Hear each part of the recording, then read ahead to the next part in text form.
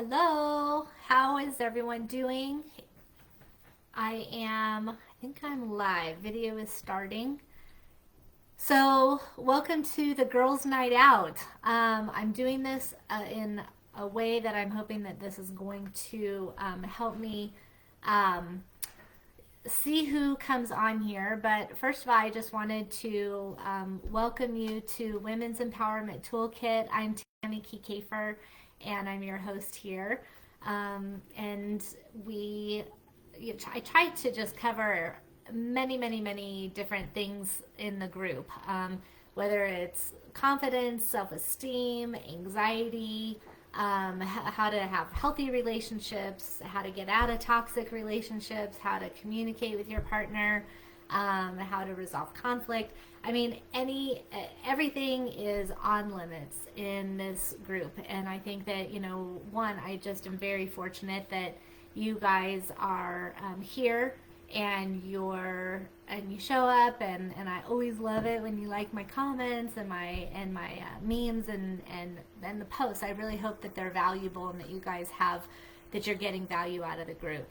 I'm also always looking for things that you are looking for. So if there's a topic or something that you want me to cover, more than happy to do that in the group. I just reaching out to me and letting me know is fantastic. So your feedback is 100%. So I am going to give a little bit of time to get people a moment to come in. And I'm going to be monitoring this on my phone. So if I'm looking over here, I can't see your comments and questions. So I'm going to try to get that up on my phone. Hopefully it'll be real time. And then I can get your questions. So what I was hoping for is that when you're on here, if you had situations or things going on in your life, or I don't know, a relationship question, or you just had a fight with your boyfriend, or maybe it's a family member and you had something that was going on that you wanted to talk about and maybe get a little bit of advice or a little bit of feedback. I wanted to kind of open the floor up and give you that opportunity to do that. And then I also have some like crazy exciting news that, of course, I wanted to drop it here first, because you guys are my people. So hopefully this is in the let's see. Hopefully this is live in the group under the discussion. I'm getting, I just got a text from somebody trying to get in and they were not seeing this live. So hang on one second. Let me refresh here. Okay. I think that we're in. Yeah, here we are. Okay. Desiree is here. Hi, Desiree. Melissa's here. All right, I think we're in. I have to tell you that I am, the technology piece is just not my thing. So good. Well, at least we're here. We're live. So that's awesome. So what I can see is that you guys can send questions and then I can look at it. Yep, Desiree said I'm live. Okay, sweet. This is awesome. Great. All right. So the biggest news that I wanted to tell you guys about is that I was, a long time ago, I always had kind of my whole life planned out. And I knew that I wanted to be married by a certain age. I wanted to have kids by a certain age. I wanted to have a boy first. Then I wanted to have a girl. I wanted to have, just like dumb, stupid, crazy stuff that you think that you know. And of course, like whoosh, some of that happened, some of it didn't. I've got two amazing boys. I can't imagine having daughters in this day and age. To you mamas who have daughters, my heart goes out to you. And not that boys aren't stressful either, but you have like this plan and you think that you know what's going to happen. Well, part of my plan is that I wanted to write a book by the time I was 40 years old. So that obviously didn't happen because I'm going to be 50 in actually next month. But I started writing a book, and I started collecting data over the years, over working with my clients. I've been in private practice for about 20 years now, and I started collecting information about women getting into one bad relationship after another, and wondering, why do I keep getting into these bad relationships? Why am I always attracted to a certain kind of person? And we go over it. We talk about everything that goes on when you're looking for a partner, when you're, it doesn't even matter what stage of the game, whether you're in teen or whether you're 20s, 30s, 40s, 50s, 60s, you're in different stages of your life, but you could still be attracted to the same kind of person. And that's what I was finding with women and men who I was working with. And over time, I felt like I was going over the same information. Well, what are the red flags? What are your non-negotiables? And what it was coming back to is what's going on internally. What's happening with you as a person? Your outlook on life, positive, negative, pessimistic, optimistic. Are you too trusting? Are you not trusting enough? Are you, have you looked at your past? Have you evaluated your past? Have you looked at your, we'll get into all this. Anyways, I started collecting the data, and all my sticky notes were everywhere. I had color coordinated, whatever. Long story short, I ended up writing a book. And I started writing a book. Let me back up. And then I thought, oh my God, this is so hard. Writing a book is really hard. So I'm like, you know what? I'm going to create an online course instead. So I went back and I created an online course because I thought it's going to be able to get it out there to way more people. And I'm going to, I don't know, so I went back off through my sticky notes and everything, and I created an online course. Well, then you have to market the online course. So I thought, I don't know how to market. I've never done marketing. They don't teach you that stuff when you're getting your social work degree, your master's. So I went back and I finished my book, and that's my news. I actually wrote a book. And it's on Amazon right now. It's in pre-sales. So I found this amazing editor, and then she helped me find a publisher. A guy from New York picked it up. He has a lot of optimism around it, paying for everything, the printing, the book cover, and they're going to help me market it, but they put it on Amazon. The book is out. It'll be available to be in your hands on April 19th, 2022. And I'm super excited. So the name of the book is Preparing for the Jungle, Avoiding Snakes and Pitfalls on the Path to Healthy Love. And that's the book. I have to show you guys. What I do have, I don't have a book because it's being printed right now.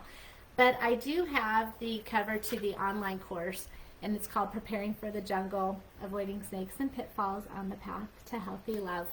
And I wanted to talk a little bit about the book, about what is so important for us as women to go into relationships with. And it's not even, it's for people who are out there looking for healthy love. But it's also for people who are in a relationship and maybe there's unhealthy conflict. There's you have all these unresolved issues out there, and you keep fighting about the same thing over and over again, and you don't feel like you're getting anywhere. And then pretty soon you start avoiding the conversation and the argument because you're just going round and round in circles, and the escalation happens so quickly. But nothing ever gets resolved. I think that's a common problem, and so there's sections in there on how to resolve conflict, how to communicate. But how do you know how to do all this stuff? Oftentimes, it's how you grew up. And a lot of times when you're reading these self-help books, they're like, well, you just need to communicate better, or you need to listen to your partner, or you need to identify the red flags, or, it'll tell you these things which are super important. But you also have to understand the why. And one of my biggest things when I'm working with people is, what is your why behind the behavior? And if you can understand why you're doing certain things, it gives you the power to change it. It gives you the power to actually do some problem solving, which is usually going to be within. It's your inner problem solving that has to happen. So I go back to early on. We start out with to first just getting your mind right. Like, how do you know if you're on the right track? What are you even looking for? How would you even know if you're happy? If you're in a relationship, how would you know that you're happy? A lot of times that, I found myself before I ended up getting divorced, which is a long story. I'll tell you about that too. But all of a sudden your focus becomes very narrow, and you start just looking at the negative stuff, and every single thing that someone's doing becomes really frustrating, and then that's all you see. And so how would you know if you were really happy or not? I think that that's a big one to really start looking at. Is one way that I like to look at it is 6 months down the road, if I know that I'm happy in, you can hear my dog barking, if I know that I'm happy in my job, what's it going to look like? If I'm happy in my relationship, what's it going to look like? If I'm happy in my social life, what's it going to look like? I need to text my son to get the dog out. And because you have to know what you're shooting for. If you're just saying, well, I need this person to change, or I wish that I got paid more at my job, or whatever, then I think that, you can just start spinning your wheels on that. And you feel like you're out of control. You're wanting other people to change. You're wanting something to happen in your life, but you don't know how to get there. Again, the why behind the behavior. How are you going to know if you're happy or not?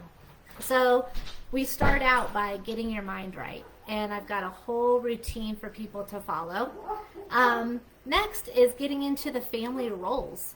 Family roles. Like, there's 5 main family roles. There's the hero, there's the enabler, there's the scapegoat, there's the lost child, and there's the mascot.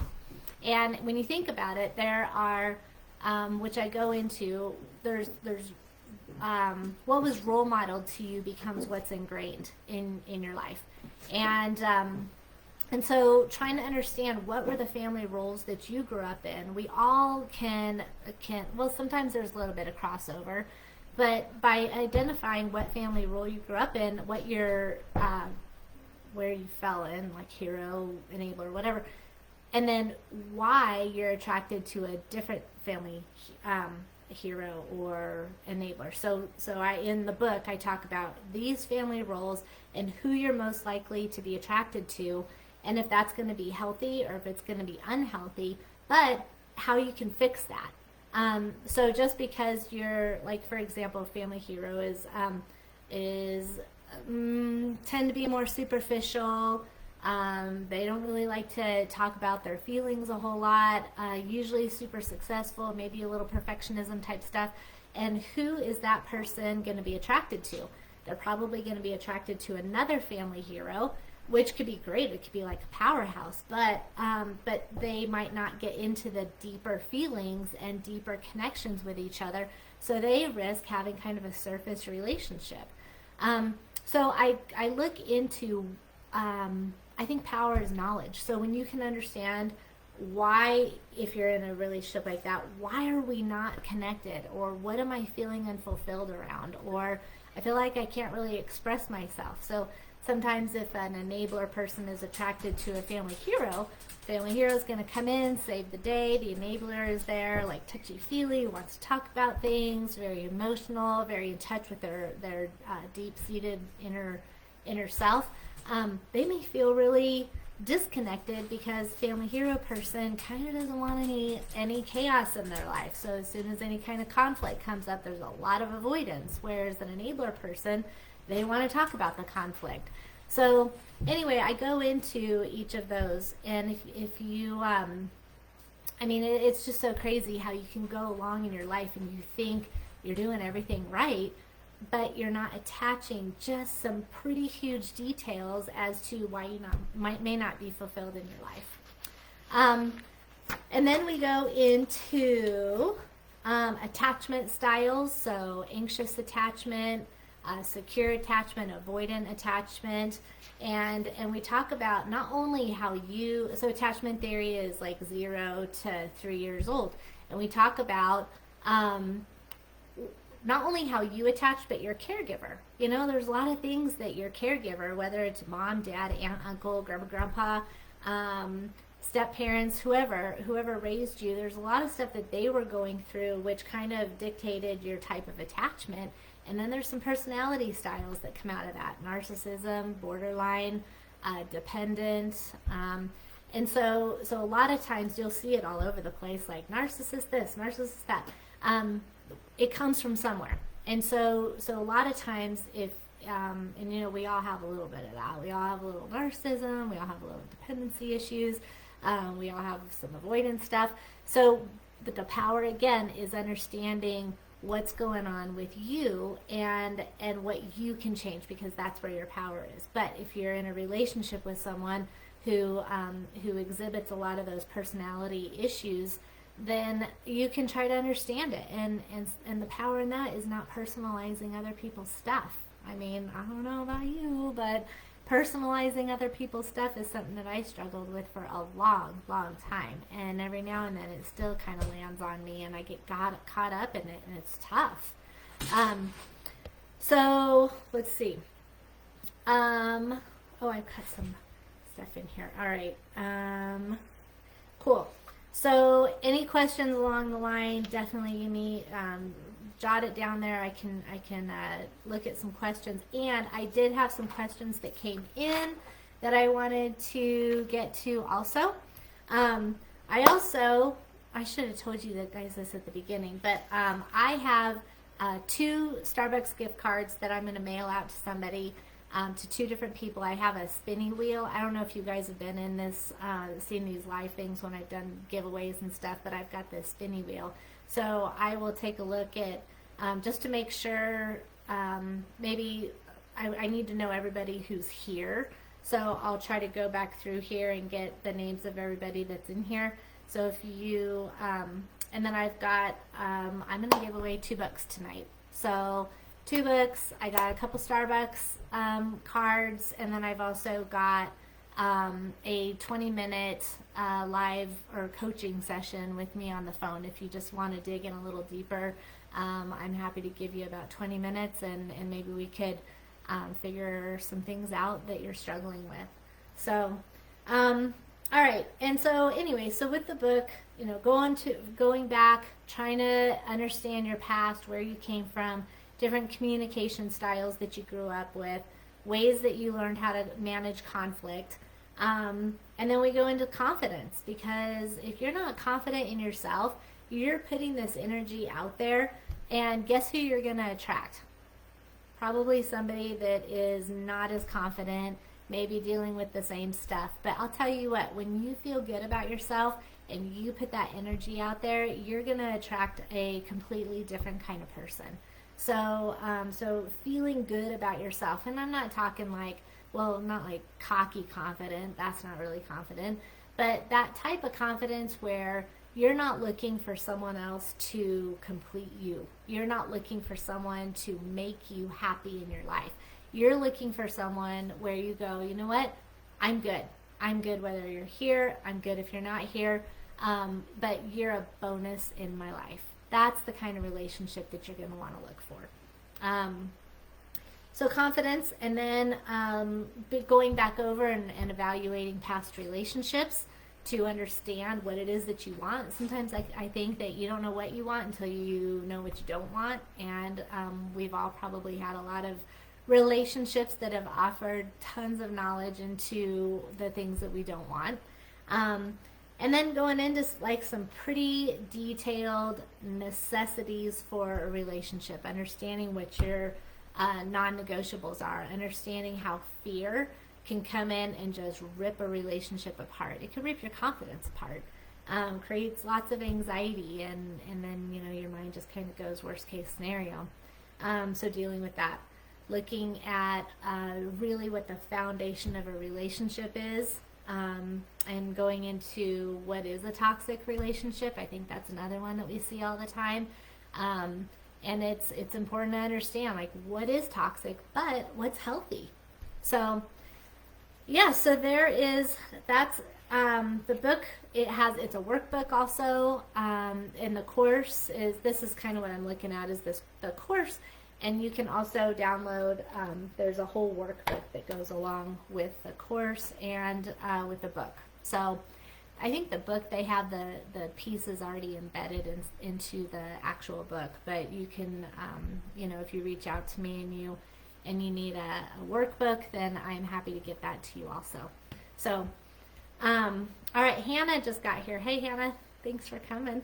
And let's see. So first, I want to put into let's do a drawing. We'll do the Starbucks one first. So, you know what? I used to be able to share my screen, but my share screen light just now went off. So, I guess I can't share my screen. So what I'm going to do is I'm going to go in here. Oh, God, you guys can't even see this. Okay. I'm going to show you.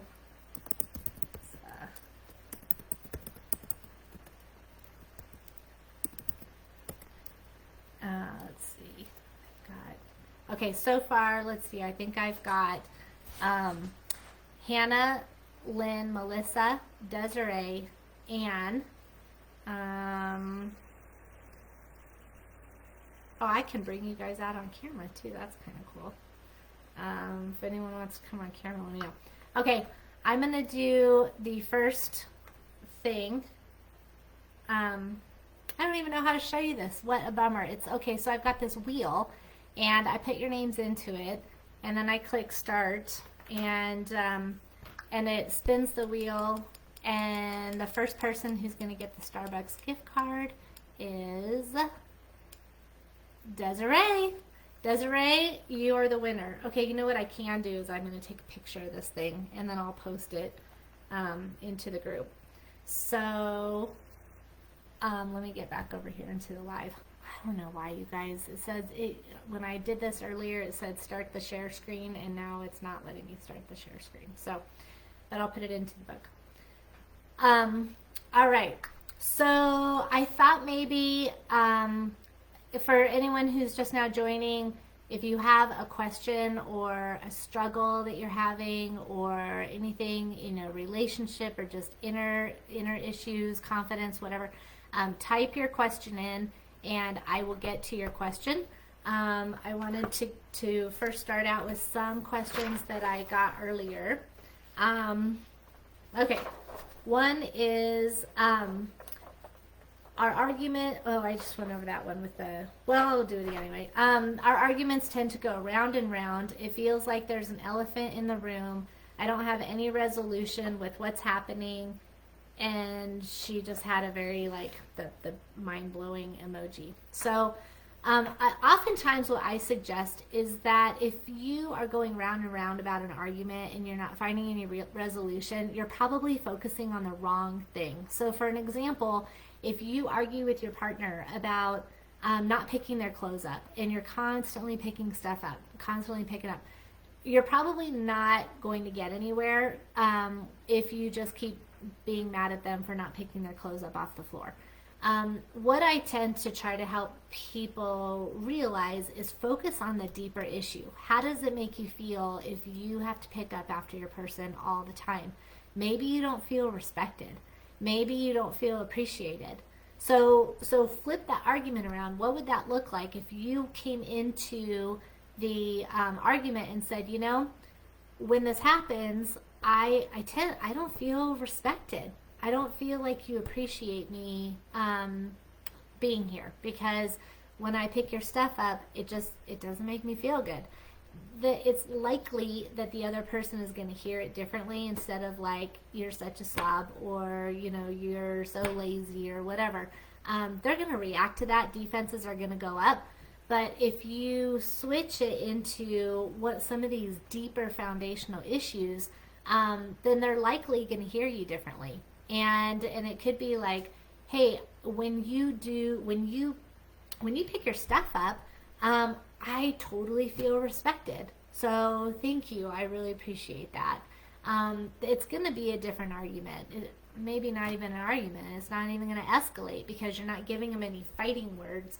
And so maybe for the person who wrote in the question about the elephant in the room, yeah, I bet there is, because there's this great big issue that everyone's tiptoeing around because nobody wants to talk about it, and then nothing's getting resolved. So oftentimes the relationship starts to make a split, because bigger issues, obviously it starts with not picking up, but over time it can just cause a great big wedge in the relationship, and it can kill unresolved issues, turn into resentment, and resentment will kill a relationship.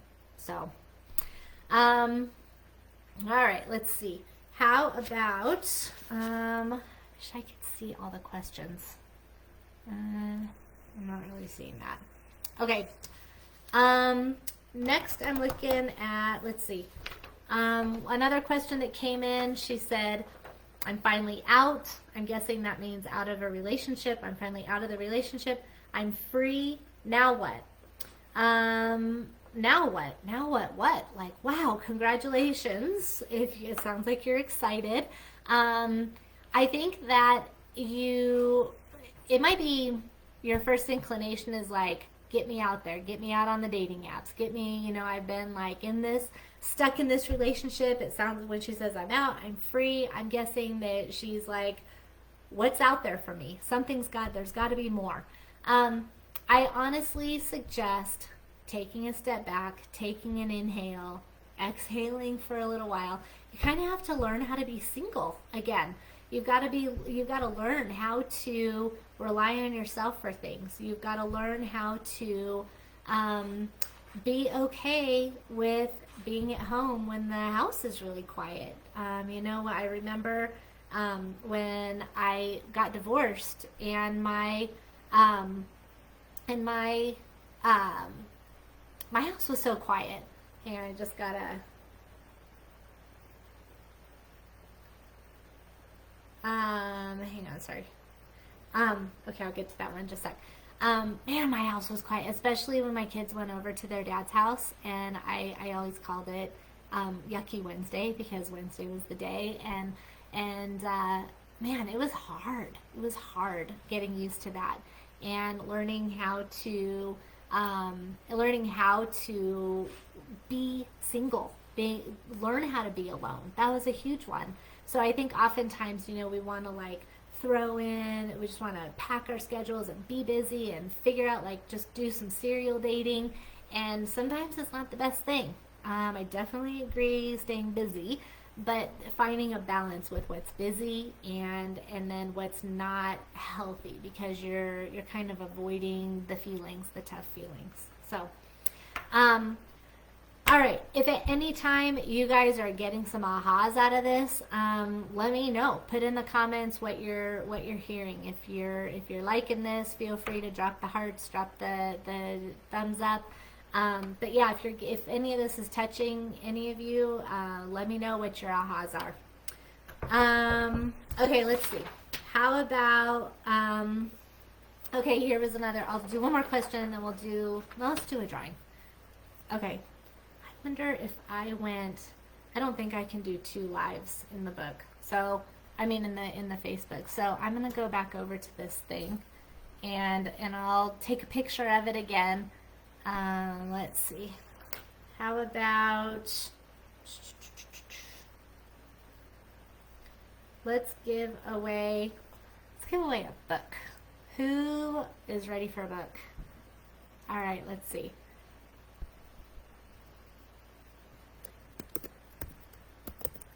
Yell, I see in here. All right, here we go. Neil, Hannah, Lynn, Melissa, Desiree, Anne. Okay, here we go. We're going to do a book. I got to give you a play-by-play. Sorry, you guys. This totally sucks. Okay, start the giveaway. It's clicking, clicking, clicking. Landing on Hannah. I'm going to take a picture. Hannah. Hannah, you got a book. I'm going to sign it for you. And I'll send it out to you. So, congratulations. All right. All right. So, good job, Hannah. I hope that this is something that's going to be beneficial in your life. I sort of know a little bit about where you are, but not too much. So, so hopefully this is going to be good for you. Okay, let's see. So, how about another question? This one says, I'm not sure my boyfriend is necessarily toxic, but I'm not sure I'm happy. Okay, so there wasn't really a question that went along with that, so I'm just going to kind of elaborate on it. I think that, we do hear a lot of toxic, you're toxic, there's toxic this. We hear it all the time. But there is a difference between something that's toxic. I tend to think of something toxic as being abusive, emotionally abusive, verbally abusive, mentally abusive, physically abusive, sexually abusive. There's abuse using monetary, like keeping money. Time abuse, like just occupying someone's time. Let's see. I don't know. There's probably a bunch of them, but they all border on being unhealthy. So I guess what I would think of is when you evaluate your relationship. She said, I'm not really sure if he's toxic, but she's not happy. Why? Why aren't you happy? Why aren't you happy in your relationship? If you're thinking he might be toxic or she, why? What's happening? Is it the way that you guys argue? Is it the lack of argument? I mean, sometimes, you think of toxic stuff as like, we're at each other's throats and we're fighting all the time. Maybe it's not toxic. Maybe it's void. There's nothing. You just don't talk. You don't interact. Again, I think trying to look at the different ways that a relationship could be toxic. Maybe you don't feel listened to. Maybe you're talked down to. Maybe you don't feel like you have any ideas. Maybe maybe you're second guessing yourself. I mean, think about what it's doing internally to you. If you're second guessing yourself, if you stop speaking up, if the only way that you can get your point across is to start yelling and screaming, I guess I would want a little bit more context in that one. So I'm not sure who wrote that in, but you can feel free to add some comments if that was yours. Ask yourself, why am I not happy? And then going back to what we originally talked about, how would you know if you're happy? A lot of times you'll ask yourself that question, and when I've talked to my clients, they're like, I don't know, I never really thought about it that way. But asking yourself, how would I know if I was happy? I think that could be a good start. What do you need that's going to be happy? It might even be looking at other people's relationships, not to like totally compare, but I mean, how do you know? You're looking at something and having that influence, even if it's on TV. I mean, Hollywood's Hollywood. Do not expect to have some fantasy relationship like they do on the big screen. But you can also look at those and go, man, I loved how he talked to her. I loved how they interacted together. I loved how they got into that huge fight and they were able to figure it out. So I think that then you can look at that and try to apply these things to a relationship. So you could look at other people and look at what makes them happy. Talk to people. All right, let's do a... Cool. Desiree, you want a book? When you want a book? All right, you guys, what might just be your time? How about, let's do another Starbucks. Okay. All right, I'm spinning again. Wish I could show ya. Can't show ya. Here we go. This is for the Starbucks. Who wants a Starbucks? Everyone needs a Starbucks. Melissa, you got the Starbucks. Taking a picture. I'll post that. Cool. Melissa, your Starbucks gift card is coming to you. All right.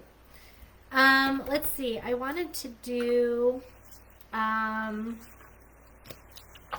wanted to show you one thing, let's see, out of the book that I think is kind of cool. So one thing that we talk about is the conflict. This is the cycle of conflict. This is the cycle of healthy conflict. Talking about there's, the conflict happens. Well, conflict happens. Stress happens. Stress happens in your life. Maybe there's money issues. Maybe you had a bad day at work. Maybe your commute home was crazy.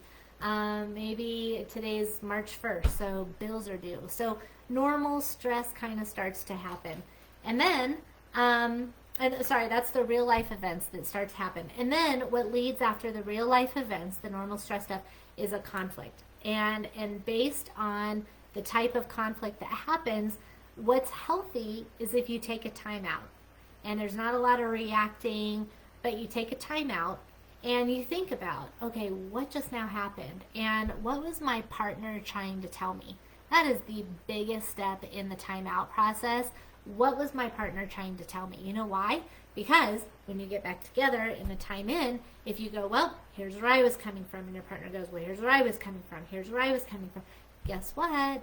No one's hearing each other, and the escalation is going to happen. I mean, if you've ever been in this situation before, give me an aha, give me a thumbs up, give me a heart, because it is so common that you take a time out, you're proud of yourself for taking space, and then you get back into it, and it's like, bam, you're right off to the races again, and the conflict is right back up there. It happens. So one thing to come back when you come back into the time in phase is one person starts, and you work on this validation. Validation is, I care enough about you that I want you to know that I heard you. Maybe I don't agree with you, which is fine, because obviously that's why you're in a conflict in the first place, but I hear you. And what you're saying to me is important, and I want you to know that I heard you. And man, I will tell you what, the defenses will fall in a nanosecond. It is like a gold mine. It's magic. Validation is magic, but it is so hard to do because we want to go back in and go, oh, no. Let me tell you where I'm coming from, because if you just hear where I'm coming from, you'll get it. Everything will be fine, and this argument will be over. Except what happens when both people are coming in going, let me just tell you where I'm coming from. No one feels heard. No one feels listened to. Has anyone ever been in that situation? Yes, a million gazillion times. So we talk about this in the book. We go into a lot of detail about what this looks like, how to take a time out, what the best ways of resolving, like what's going on in your own mind when you're in your timeout, how to come back into the time in phase, and then there's like a renewed intimacy. On here it says honeymoon, but in a toxic conflict, you know that honeymoon stage where it's like I don't know, horrible conflict happens, and then all of a sudden there's a million I'm sorry's, there's flowers, there's candies, there's I don't know, maybe you come home and the house is clean, and you're like, whoa, like, that's nice, but you know what, we just had a major catastrophe happen, and we're not talking about it because it gets swept under the rug. And so what happens with the honeymoon stuff is that the normal life, the tension starts building, and then there's the conflict and honeymoon, and you can get wrapped up into that. Pretty soon, the honeymoon is shrunk down into almost nothing. The tension is almost shrunk down into nothing, and conflict becomes dominant in the relationship. It's like that's all that starts happening. So coming back into this renewed intimacy after the conflict happens, after the time out, after the time in, after you have been heard and listened to, I think that you feel almost a deeper connection with your partner, because it's like, man, I kind of lost my mind, and you saw me behave in a way that maybe I wasn't very proud of. I mean, I know I've been there a million times too, but we took care of each other.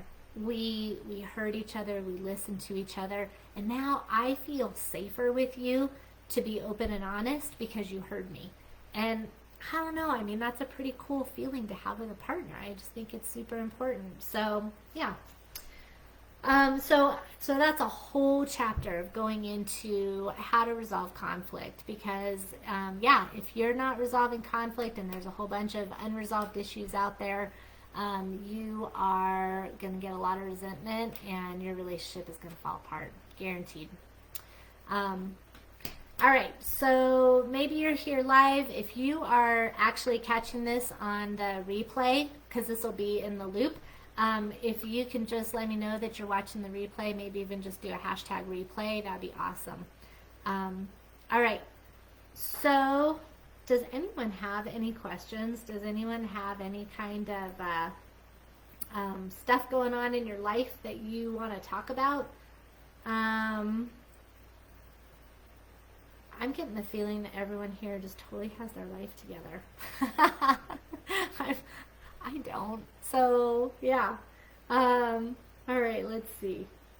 Let's see. Desiree, Love is Blind shows some intense examples. Oh, hey, Desiree, can you just elaborate that on that?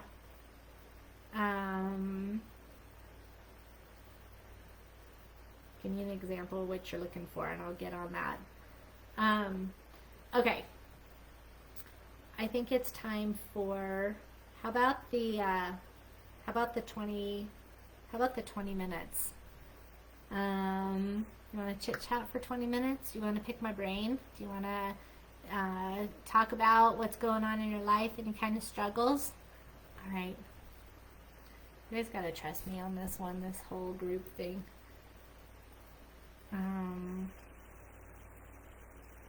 Oh, gotcha. Okay. All right, let's see. I'm going to go back over here. All right, we're going into the group, or the wheel. We're going for the 20 minutes. Pick my brain for 20 minutes. That's where we are. Okay. It's clicking. I don't know if you guys can hear the click, click, click, click. Niel, you got 20 minutes of my brain time, and we're going to figure out the world's life problems. So, awesome, Niel. Congratulations. I'm looking forward to talking to you. Make sure to get your questions together for me. Okay, so Desiree was talking about the Love is Blind show, and I think that what that show is about is that you have to get to know somebody just over your text message or just over talking, and I think that they get a talk behind a screen or something. But the Love is Blind thing, I mean, sometimes you know when you're out there looking for someone and you're like, oh my God, that person is so good looking, and you can just, like, all your non-negotiables fall out of the window, and they you are more attracted to them, and then you start to have a conversation and you're like, yikes, that's a little bit scary, and all of a sudden they become like less attractive. And you can also have a person who you meet and you might not totally find them attractive, but once you start talking to them, you totally connect, and all of a sudden that attraction becomes better and better and better. And I think that how do we not get caught up with the stresses around us in the world? I think that going slowly in a relationship, here's my takeaway from this, Des, is going slowly in a relationship helps you connect. It helps you connect in a way that when you rush into a relationship, you don't get to know that person. You don't see them out in the world. You don't see how they interact with other people. You see what you want to see with those blinders, and when you go too fast, you're looking for exactly what you want to see, which sometimes you're spot on, but you know what? How many of us go into something a little too fast and then we start realizing, holy cow, this is a different ball game. And a lot of times it's after you've moved in. A lot of times it's after you've had kids. A lot of times after you get married. So a lot of times after you move far away. And then you feel like it's too late, and then you feel like you're stuck. So I think that part of that is being taking it slowly, but also knowing what it is that you're looking for. So when you do meet someone, when you're talking to them, and being able to, it's funny, and I just now thought of this. I have a client, and she carries around her checklist, and she's been divorced, she's got kids, she's like not messing around anymore. She doesn't want some guy who's just going to send his dick pics to her. I mean, that's a thing. Like, people do that. These guys do this all the time. And she whips out her checklist, and she starts asking the questions. And if they are willing to answer her questions, then she, that's a huge like aha moment for her. Like, man, this guy is willing to listen to my questions and willing to answer them. It's kind of cool. So anyways, with her, I think she just like totally values where she is in her life and what she's looking for. That's an example of what you know, and what you're looking for, and how to go slowly and honor yourself and respect yourself. Let's see. On a different note, okay, so how do we not get caught up with stresses around the world? This goes outside, a little outside of relationships, but everything affects your relationships with other people. There's a lot going on in the world. So let's switch over and just talk about some anxieties real quick. I think that between COVID, between wars, between politics, between everything that you hear in the news, the shootings, the whatever, it's a lot. It is a lot. And sometimes what I suggest to, what I have to do myself, and I suggest, is I almost look at it like in rings. Like, you're a bullseye, you're in the middle, and then there's rings around you. There's only so much that you have control over. And a lot of times, something that's going on halfway around the world, we don't have any direct control over. So I start to really kind of pull back to, and sometimes I have to pull back to, here I am at my desk, here I am in my home, here I am like in my safe space, and what do I have control over? I need to go do some laundry. That's what I have control over. I need to pay my bills. I need to get my house in order. Sometimes I have to pull way back, because when it comes down to it and my anxiety gets out of control, I have to pull back and focus on what can I do right now to feel like I have a sense of control. Maybe you call a friend. Maybe you go work out. Maybe you go take a nap. Maybe, what are the things that you can do? Maybe you just put some music on. I think shifting over into left brain type activities, which I go into in the book also, is an amazing way to handle anxiety, is to shift over into any kind of left brain activities. But really, I think it comes down to, what do I have control over? And then when you kind of pull yourself together, you can start expanding. Maybe you connect with a neighbor. Maybe you do some volunteer work. Maybe your posts on social media, if you post, are more around positive type things, encouraging things. Maybe you get a fundraiser together. Maybe you go and collect items for people who need toiletries and things like that. Like, what is your direct impact on your circle where you are right now, which could be your own community? I think getting outside of yourself can definitely help anxiety. So doing something for somebody else, amazing. So I think that's a good question, and shifting gears into that. If this is something that you've done before, like, what are some ideas that you have? What have you done to get outside of your head and try to manage all of the stresses in the world? And sometimes it's shutting it off. I think that there's oftentimes a difference between being involved and being in the know and being on top of all the headlines and putting your head in the sand. And sometimes it's hard to find a balance between the two. Sometimes you have to, get in there and just get all the information that you can and that you need. And sometimes you just have to put your head in the sand and say, enough. I'm shutting it off. I'm detaching. I'm disconnecting. I need a break. And either one of them is totally fine. And if you have anxiety about it, it means that you're normal. It means that you're human. It means that you have emotion and empathy and you're sensitive. So I think, let's see, Desiree said, thank you, I know when my anxiety kicks in, it affects the whole family. I mean, think about anxiety is contagious. It's like COVID. I mean, it's contagious. You can feel it. When you walk into a room and there's like a bunch of anxious people, and all of a sudden you could walk in, you're doing just fine, and all of a sudden you go, something just happened. Something happened. I'm picking up on that energy. I'm connecting with that anxious tension in the room. Or sometimes you're the anxious person and you walk into a room and you can just feel the mood shift, and all of a sudden people are picking up on your anxiety. So of course, like your kids come home from school, you're in an anxious mood and you're like on them for stuff. So I think it definitely affects the mood. So all right, finding value. Give me a heart, give me a thumbs up. Let's do another drawing. Okay, so we've got Nielle has the 20 minutes. Hannah has the book. Desiree and Melissa have the Starbucks, which leaves una más, one more book. Okay, let's just do that right now. Oh, I'm so excited for this book.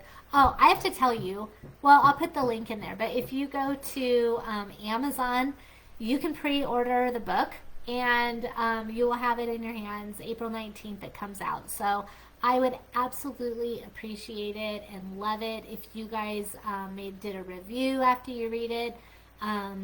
Some of you guys are aware of it and have done a course. So yeah, if there's a way to go on there and do a review after you read it. But if you're interested in it, it would be like the best thing ever if you checked it out and shared it with your friends too. So if you go on Amazon, I'll post the link that you can just skip to it. But again, it's called Preparing, I think if you just look up Preparing for the Jungle, Avoiding Snakes and Pitfalls on the Path to Healthy Love. Oh, Desiree, you just now put it up there. So there's a link in the comments. Thank you. All right, this is it, guys. Thanks for hanging in here with me. We're going to do one more giveaway, and we're doing the book. Okay, here we go. It's clicking. I wish I could share my screen, but I can't. Okay, Nielle just got passed. And you got a book. Congratulations. I'm super excited for you. Yeah, and you can expect the book to be coming at you. All right, let's see. I can't even tell you, I'm so thrilled to be here, and I'm so thrilled to be able to be sharing this with you guys. And I really appreciate you spending your evening with me on our girls' night out. And again, if you have any other questions, throw them in there. I'm always happy to talk about questions. Yeah, if there's any other comments, let's see. I'm not on my comments anymore.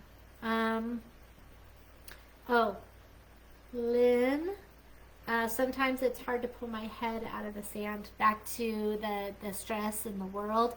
It is really hard. And, even when you shut the news off or you turn your social media stuff down, I think that it's, you have to decompress. So maybe after you shut that down, go do something that's fun. Go, kiss your dog, spend time with friends, call somebody. Try to, music is a game changer. I think, when you're listening to one song and you're crying and then the next song comes on and you're dancing around the house. I mean, music is a mood changer it's like an instant mood changer. So maybe that's something that could be helpful. And yeah, awesome. thank you so much, you guys. This has been really helpful for me. I feed off of your energy, so I really appreciate you being here, and I look forward to hearing your comments, your questions, and seeing more of you in the group. So take care, and I will get all of your prizes to you. So thank you so much. Talk to you guys soon.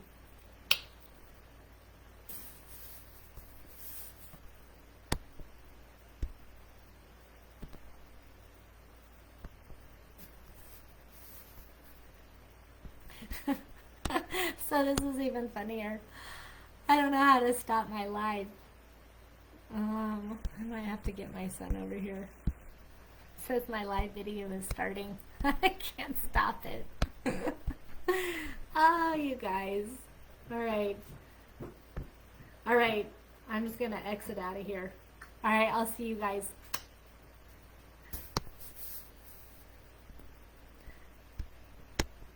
Dylan.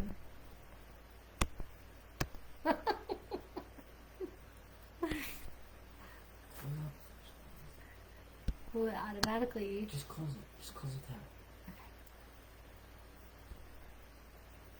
Okay. Use your mouse. It says the changes may not be made.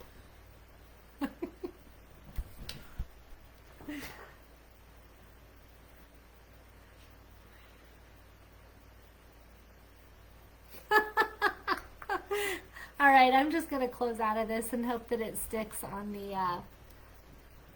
This is the craziest.